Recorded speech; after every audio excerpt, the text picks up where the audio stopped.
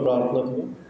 हे सर्वसमर्थ थोर आणि पवित्र सेनाश परमेश्वरा देव बाप्पा, मागील आठवडाभर तू आम्हाला सांभाळस आणि हे देव बाप्पा पुन्हा एकदा तुझ्या पवित्र मंदिरी तू आम्हाला घेऊन आलास म्हणून आमचे उपकार मानतो. तुझ्या तू सर्व गोष्टी तू पुरवल्यास, सर्व प्रवासामध्ये तू आम्हाला राहिलास, सुखरूप ठेवलंस, निरोगी ठेवलंस. हे देव बाप्पा आरोग्य दिलंस आणि कृपा आनंद पुरवलंस म्हणून आमचे उपकार मानतो. तुझ्या नावाला धन्यवाद देतो.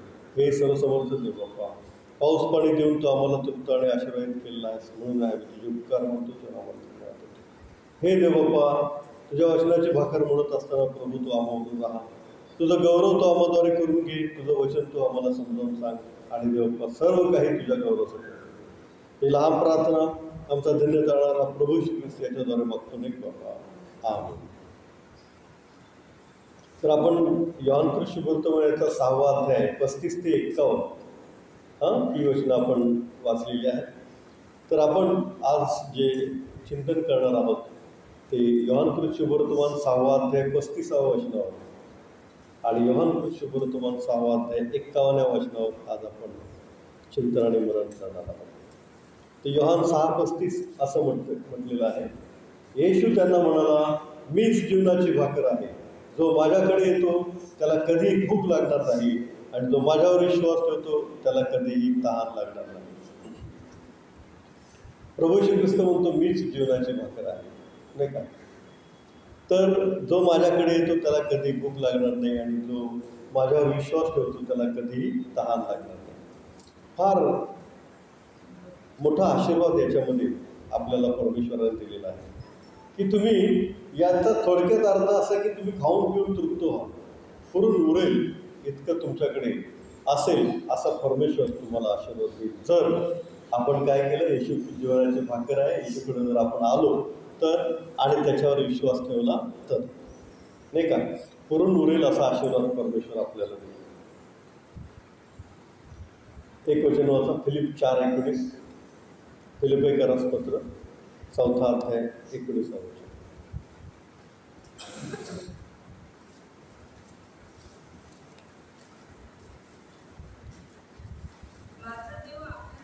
माझा देव आपल्या संपत्तीनुरूप तुमचे सर्व गरजा ख्रिस्त येशूच्या ठाई गौरवाच्या द्वारे पुरेल. माझा देव आपल्या संपत्तीनुरूप तुमच्या सर्व गरजा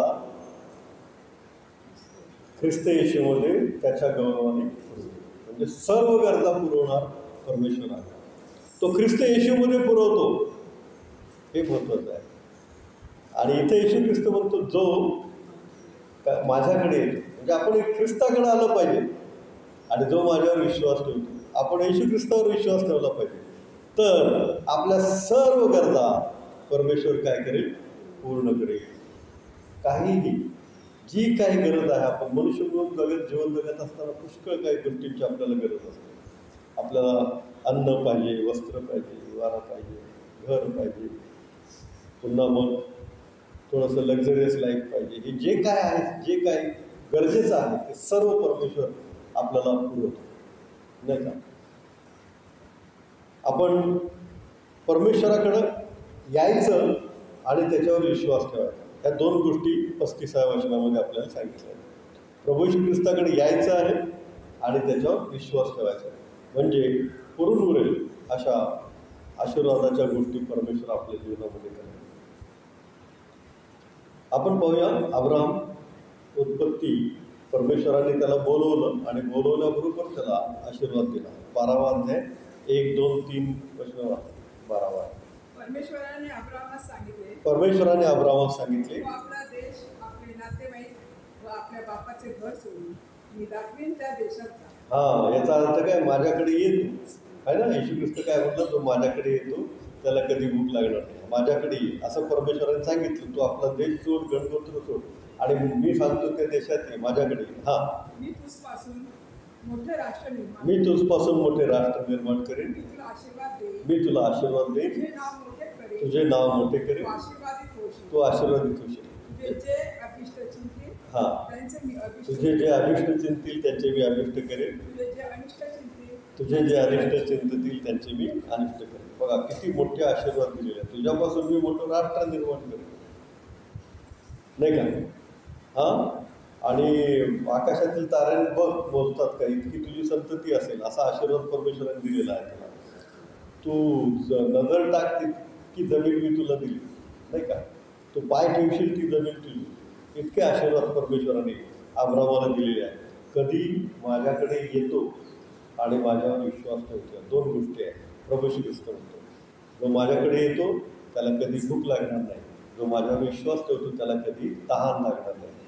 म्हणजे खाऊन पिऊन तृप्त असाल, तुमच्या घरी येणारे जाणारे पण कधीही जेवणाच्या वेळेत आले तर तुमची टोपली रिकामी नसणार, तुमचं पीठ संपलेलं नसणार, तुमचं कुपीतलं तेल संपलेलं नसणार, आणि कधीही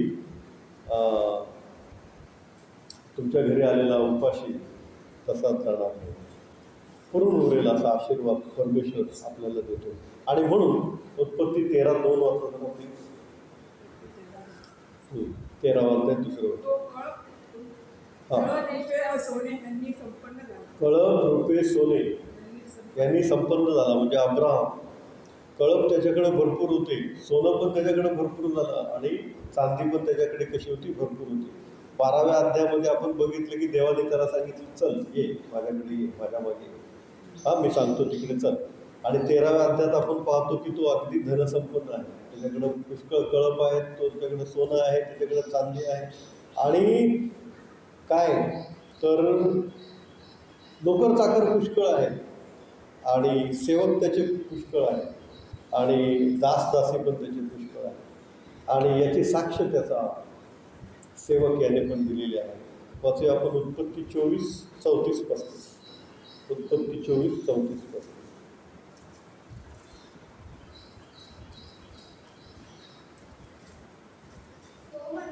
हां हां हां परमेश्वराने माझ्या धन्याचे फार कल्याण केलं आहे, तो थोर झाला आहे. हां बघा, अलिएझर हा सेवक आहे, आणि तो अब्रामविषयी साक्ष देते की परमेश्वराने माझ्या धन्याचं फार कल्याण केलेलं आहे. कळप, मेंढरं वगैरे सगळं सगळं काही त्याच्याकडे विपुल आहे, नाही का, देवाची स्तुती असते. तर अशी साक्ष आपल्याबद्दल इतरांनी दिली पाहिजे की हा आशीर्वादित आहे, ही व्यक्ती आशीर्वादित आहे, देवाने याचं कल्याण केलेलं आहे, देवाची स्तुती असते. तर अब्राहम जेव्हा निघाला तेव्हा अब्राहमाकडे काहीच नव्हतं ना, काहीही नव्हतं. अगदी तो त्याची बायको सारा लोट पुतण्या त्याचं घेऊन निघाला, ते काहीच नाही, काहीच नाही. आणि परमेश्वराने त्याला इतकं धन संपन्न केलं का? येशू ख्रिस्ताचं वचन आहे, योहान 6:35. दोनच वचनांवर आपण मनन करणार आहोत, 6:35 आणि 6:51. हां, मीच जीवनाची भाकर आहे, जो माझ्याकडे येतो त्याला कधी भूक लागणार नाही, जो माझ्यावर विश्वास करतो त्याला कधी तहान लागणार नाही. येशू ख्रिस्त जीवनाची भाकर आहे. जो येशू ख्रिस्ताकडे येतो तो खाऊन पिऊन कसा असतो, तृप्त असतो, पुरून उरेल असा आशीर्वाद त्याच्याकडे असतो, आणि त्याच्याकडे येणारे जाणारे सुद्धा आशीर्वाद घेऊन जातात.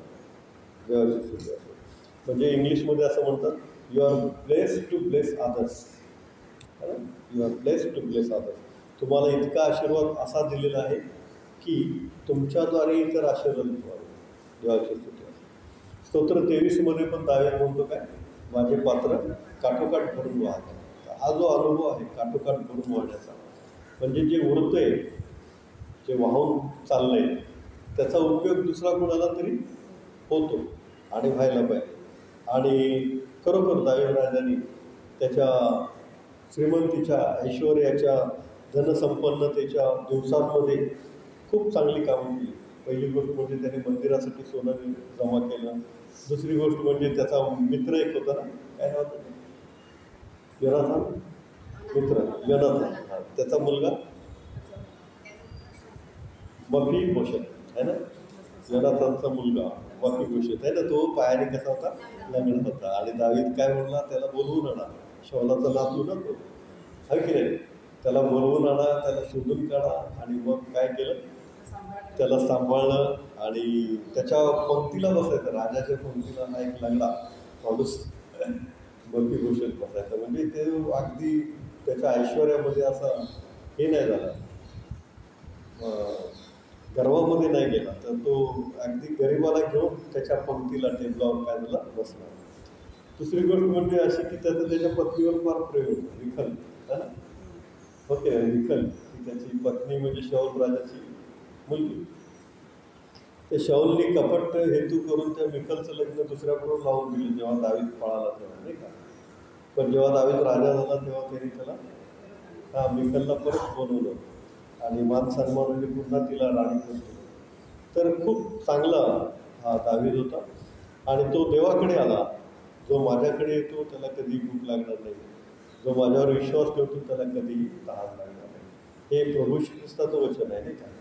तो म्हणतो की तोच काय आहे जीवनाची भाकर आहे आणि त्या भाकरीतून आपण खाल्लं पाहिजे, त्याच्याकडे आलं पाहिजे.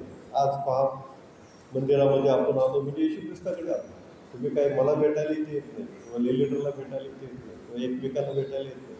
तुम्ही देवाचं वचन ऐकायला येता, तुम्ही देवाला भेटायला येता. प्रभू श्री ख्रिस्ताची वचन म्हणजेच येशू ख्रिस्त आहे. वचन म्हणजेच येशू ख्रिस्त आहे. योहान 1:1 मध्ये प्रारंभी शब्द होता, शब्द देवासह होता, शब्द देव होता. होय की नाही. शब्द कोण आहे? वचन. वचन काय? येशू ख्रिस्त. कारण शब्द देही झाला, योहान 1:17. म्हणजे वचन म्हणजे येशू ख्रिस्त आहे. वचन ऐकायला म्हणजे येशूला भेटायला तुम्ही येता. जो माझ्याकडे येतो त्याला कधीही भूक लागणार नाही, जो माझ्यावर विश्वास ठेवतो त्याला कधीही तहान लागणार नाही. पहा, पेत्र अशा ठिकाणी होता की तो रात्रभर जाळ टाकून दमला होता, त्याला एकही मासा सापडला नाही, एकही मासा सापडला नाही. आणि प्रभू श्री ख्रिस्त म्हणतो ठीक आहे, आता मी सांगतो, टाक उजवीकडे, टाक जाळ टाक. आणि उजवीकडे त्यांनी जाळ टाकलं. आता तो मच्छीमार म्हणून रात्रभर तो झालाय, थकलाय तिकडे, तरी पण त्यांनी येशू ख्रिस्ताचं ऐकलं आणि त्यांनी टाकलं जाळं. मी इथं काय याच वाक्याची पुनरावृत्ती होती ना आपल्याला पाहायला मिळते. जो माझ्याकडे येतो, जो माझ्यावर विश्वास ठेवतो, तर त्याने विश्वास ठेवला. तो काय बोलला नाही की बाबा कशाला टाकू, मी रात्रभर बघितलंय, मला माहिती आहे याच्यात काय नाही, एक पण मासा मिळाला नाही, तसं काय बोलला नाही. आर्ग्युमेंट्स त्यांनी केले नाही किंवा नाही करत असा पण बोलला नाही. तर तो गेला आणि त्याने उजवीकडं जाळं टाकलं आणि जाळं इतक्या माशांनी भरलं, 153 मासे. किती? 153 माशांनी जाळं भरलं. जाळं उडता येईना. जाळं बोटीमध्ये ठेवल्यानंतर बोट ओढायला त्यांनी दोघा तिघांना पुन्हा बोट किनाऱ्यावर, नाही का. ते इतका पुरून उरेल इतका आशीर्वाद परमेश्वर आपल्याला देतो. खाऊन पिऊन आपल्याला तृप्त करतो. काय करतो? खाऊन पिऊन आपल्याला सर्व गरजा पुरवून परमेश्वर तृप्त करतो. आपण आत्ताच वाचलं फिलिप 4:19, सर्व गरजा परमेश्वर तुमच्या पुऱ्या करतो, नाही का. आता हा योहान कितवा अध्याय आपलं चाललंय? आपलं योहान 6वा अध्याय ना. 35 आणि 51 या 2 वचनावर आपण चिंतन आणि मनन करणार आहोत. योहान 6:35 आपण बघत आहोत, आहे की नाही. प्रभू श्री ख्रिस्त म्हणतो मी जीवनाची भाकर आहे, जो माझ्याकडे येतो त्याला कधी भूक लागणार नाही आणि जो माझ्यावर विश्वास ठेवतो त्याला कधी तहान लागणार नाही. ही योहान 6:35 आपण बघत आहोत. आपण याच्यामध्ये बघितलं की परमेश्वराकडे आलेला अब्राम, त्याला परमेश्वराने भरपूर धनसंपन्न केले, बायबल याचे पुरावे सांगतो. परमेश्वराकडे आलेला दावीद, त्याला परमेश्वराने भरपूर धनसंपन्न केलं आणि तो शेवटी म्हणतो की माझे पात्र काठोकाठ भरून वाहत आहे. देवाची स्तुती असो. पेत्राला पण उदाहरण त्यांनी दाखवलं की तू माझा विश्वास ठेव, म्हणजे काय, तुला बघ कसे जिथं नाहीत मासे तिथं मासे गोळा होतात आणि ते मासे त्याच्या जाळ्यामध्ये आहे. देवाची स्तुती असो. आता योहान 6वा अध्याय आपण पाहतो. आता याच योहान 6व्या अध्यायामध्ये 10 ते 13 वचनामध्ये काय सांगितलं? हाच योहान 6वा अध्याय 10 ते 13. येशू म्हणाला, लोकांना बसवा. त्या ठिकाणी पुष्कळ गवत होते, तेव्हा तेथे ते सुमारे 5,000 पुरुष होते. ते बसले. येशूने त्या भाकरी घेतल्या आणि आभार मानल्यावर म्हटले, यांना काढून द्या. तसेच त्या भोजनातले त्यांना पाहिजे तितके दिले. ते तृप्त झाल्यावर त्याने आपल्या शिष्यांना सांगितले, काही फुकट जाऊ नये म्हणून उरलेले तुकडे गोळा करा. जेवणाऱ्यांना पुरे झाल्यावर त्यांनी जवाच्या 5 भाकरीचे उरलेले तुकडे गोळा करून 12 टोपल्या भरल्या. हां तेव्हा ते चिन्ह पाहून ती ती माणसं म्हणू लागली, जगात जो संदेश येणार आहे तो खरोखर हां जेवणारे फक्त पुरुष किती होते? 5,000. स्त्रिया वेगळ्या, मुलं वेगळी, आहे की नाही? आणि त्या पुरुषांच्या बहिणी वगैरे असतील त्या पण वेगळ्या, जे काय असतील ते, नाही का? म्हणजे तो पुष्कळ मोठा जमाव असेल, 15 ते 20,000 लोक सहज असतील, हो की नाही? इतक्या लोकांना भोजन प्रभू श्री ख्रिस्तांनी दिलं, बरोबर? किती अध्यायात सांगितलं ते? योहान 6वा अध्याय. किती ते किती वचनं वाचली आपण? 10 ते 13. पुन्हा आपण कुठला अध्याय बघतोय? 6वा. त्याच्यामध्ये काय? 35वं वचन, मीच जीवनाची भाकर आहे की नाही? हां बरोबर आहे. म्हणजे खाऊन पिऊन तृप्त झाले, केलं त्यांना. आता 6:35 त्यांनी शिकवलं की माझ्याकडे या म्हणजे तुम्हाला हे सर्व काही मिळेल. आता 6:51 तो काय शिकवतो पाहूया. स्वर्गातून उतरलेली जिवंत भाकर मीच आहे, या भाकरीतून जो कोणी खाईल तो सर्व काळ टिकेल. जी भाकर मी देईन ती माझा देह असून ती जगाच्या जीवनासाठी आहे. पहा, मीच जीवनाची भाकर आहे आणि तोही खातो त्याला सार्वकालिक जीवन प्राप्त होईल.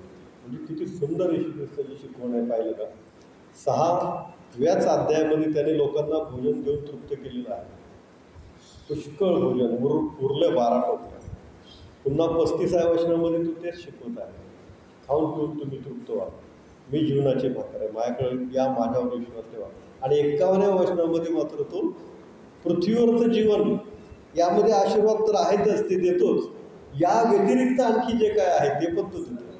स्वर्गातलं जीवन, सार्वकालिक जीवन, हे पण तो देतो. मीच जीवनाची भाकर आहे आणि जो कोणी या भाकरीतून खाईल त्याला सार्वकालिक जीवन मिळेल.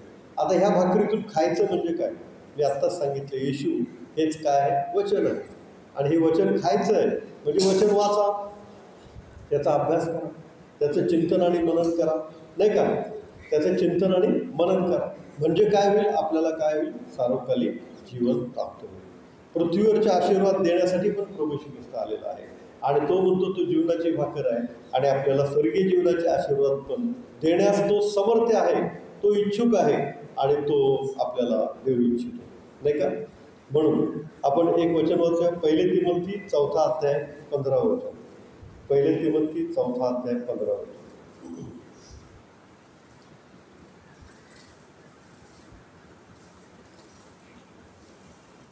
1 तिमोथी 4.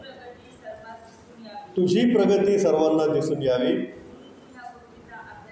म्हणून ती ह्या गोष्टींचा अभ्यास ठेव, यात घडून जा. पहा, संत पौलांनी तिमोथ्याला किती सुंदर उपदेश केलेला आहे की तुझी प्रगती सर्वांना दिसून यावी म्हणून तू ह्या गोष्टींचा अभ्यास ठेव. जे काही नियमशास्त्रामध्ये लिहिलेलं आहे त्याचा काय करतो? अभ्यास कर, यात घडून जा. घडून जा म्हणजे चिंतन कर, मनन कर, त्याच्यातून काय समजते का बघ, काय शंका आली तर विचार, समजावून घे देवाचं वचन. यात तू घडून जा. घडून जा म्हणजे त्याच्यात रमून जा. आपल्याला देवाच्या वचनाची गोडी वाटते का? आपल्याला त्याचा अभ्यास करावासा वाटतो का? आपल्याला त्याचं चिंतन आणि मनन करावंसं वाटतं का? हे आहे 6:51, योहान 6:51. आपल्याला देवाच्या वचनाची गोडी वाटते का? ते ऐकावं असं वाटतं का? का चालू केलं की बंद होतो, आता किती वेळ ऐकायचं बाबा? असं जर वाटत असेल तर ते 51 नाही, तुमच्या आपल्यासाठी आशीर्वादाचं नाही. 6:51 जर सार्वकालिक जीवन तू देत आहे तर 6:51 सार्वकालिक जीवन द्यायसाठी ती भाकर खायची आहे. ती भाकर म्हणजे येशू ख्रिस्ताचं वचन आहे. आणि इथं पौल म्हणतात की त्याचा अभ्यास कर, त्यात तू घडून जा. तू ह्या गोष्टींचा अभ्यास ठेव आणि त्यात तू घडून जा. एकेका वचनावर वेगवेगळं देवबाप आपल्याला प्रगटीकरण देतो. म्हणून त्या वचनाचं चिंतन केलं पाहिजे, मनन केलं पाहिजे, त्याचा अभ्यास केला पाहिजे. ते वचन आपण मनामध्ये आठवत राहून देवाकडून त्याचा अर्थ काय आहे ते समजून घ्यायचा प्रयत्न केला पाहिजे. तो समजण्यासाठी आपण आणखी कोणाला ज्यांचा अभ्यास आहे त्यांना विचारलं पाहिजे किंवा त्यांच्याशी चर्चा केली पाहिजे आणि त्यात घडून गेलं पाहिजे. जेव्हा आपण असं करू तेव्हा ती स्वर्गीय भाकर आपण खातो. 2 आशीर्वाद आहेत. पृथ्वीवरचे आशीर्वाद तुम्हाला भेटले, आम्हाला भेटले, तर पुढच्या आशीर्वादाची गरज आहे. पुढचा आशीर्वाद 6:51 आहे. पहिला आशीर्वाद 6:35 आहे. दुसरा आशीर्वाद 6:51 आहे. पृथ्वीवर तुम्ही खाऊन पिऊन तृप्त व्हाल, हे योहान 6:35 येशू ख्रिस्ताने सांगितलेलं आहे. पण स्वर्गीय जीवनाचा आशीर्वाद पण आपल्यासाठी प्रभू श्री ख्रिस्तांनी ठेवलेला आहे. त्याच स्वर्गीय भाकरमध्ये आहे. तो म्हणतो मी स्वर्गातून उतरलेली भाकर आहे, मीच जीवनाची भाकर आहे. तर ती खाल्ला तर तुम्हाला भूक लागणार नाही, तहान लागणार आहे, म्हणजे तुम्ही खाऊन पिऊन तृप्त व्हाल. दावीद जसा म्हणतो माझे पात्र काठोकाठ भरून वाहत आहे, तुम्हाला कुठल्याही गोष्टीची कमतरता पडणार नाही.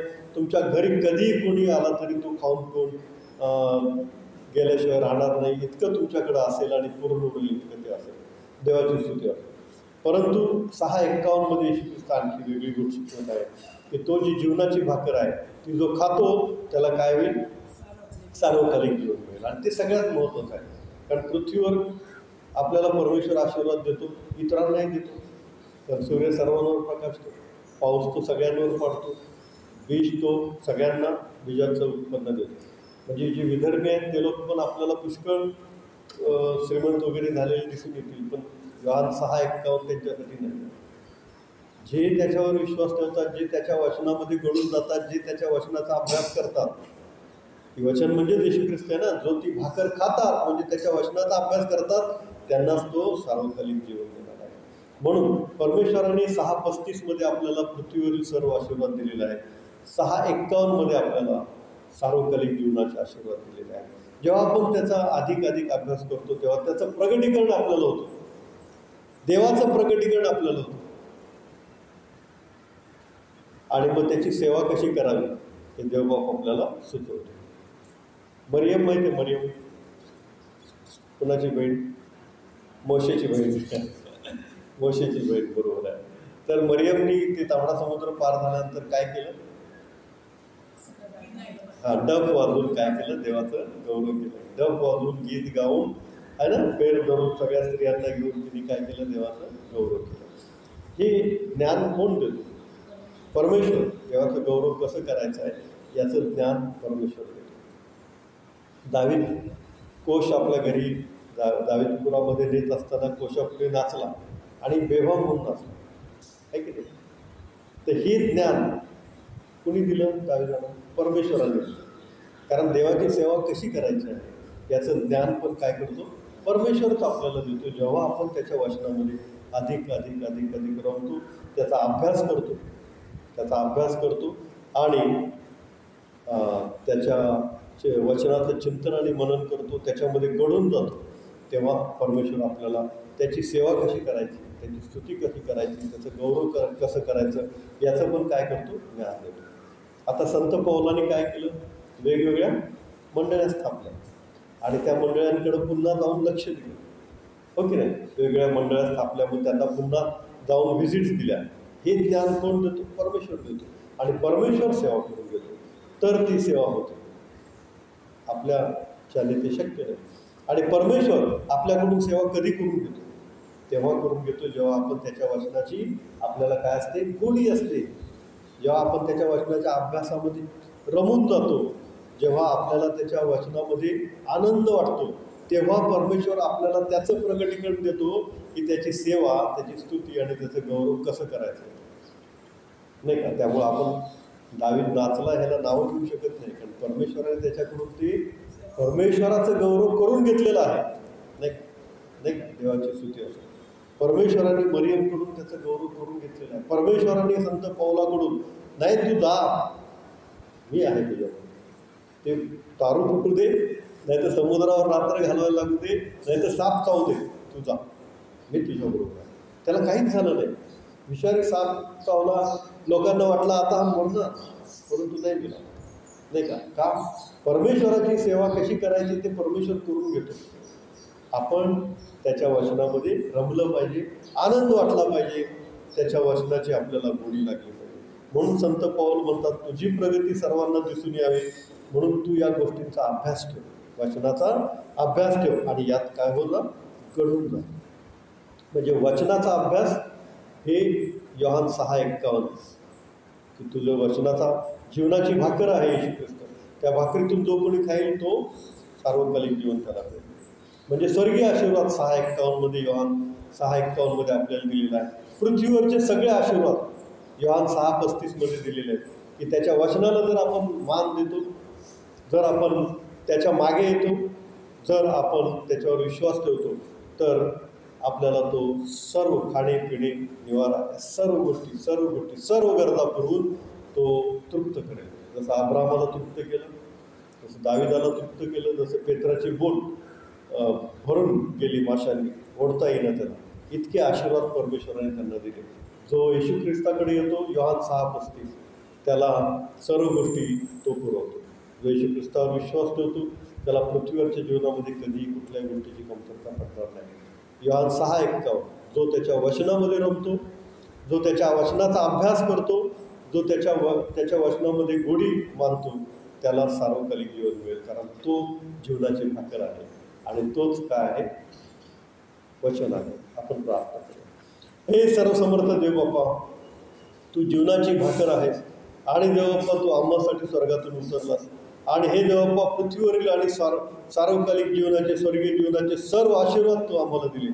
उपकार मानतो प्रभूजी, तो आम्हाला धन्यवाद देतो. आम्ही तुझ्याकडे यावं आणि देवबाप्पा आम्ही तुझ्यावर विश्वास ठेवावा, म्हणजे हे देवबाप्पा तू आम्हाला पृथ्वीवरील सर्व गोष्टी पुरवशील आणि आमचं पात्र काठोकाठ भरून वाहेल, असा आशीर्वाद तो आम्हाला देतोस म्हणून आम्ही तुला धन्यवाद देतो. हे देवबाप्पा योहान 6:51 हे सर्वसमर्थ देवबाप्पा, जो कोणी भाकर खाईल त्याला सार्वकालिक जीवन मिळेल. हे देवबाप्पा, या वचनानुसार आम्ही तुझ्या वचनामध्ये रमावं, त्यावर तुझ्या वचनाची गोडी मानावी आणि देवबाप्पा तुझ्या वचनाच्या अभ्यासामध्ये घडून जावं, की जेणेकरून तू आम्हाला सार्वकालिक जीवन देशील. तू सत्य आहेस आणि देवबाप्पा तू हे सर्व करतोस म्हणून तुला धन्यवाद. आमचा धन्य तारणारा प्रभू श्री ख्रिस्त याच्याद्वारे मागतो नाही बाप्पा. आमेन.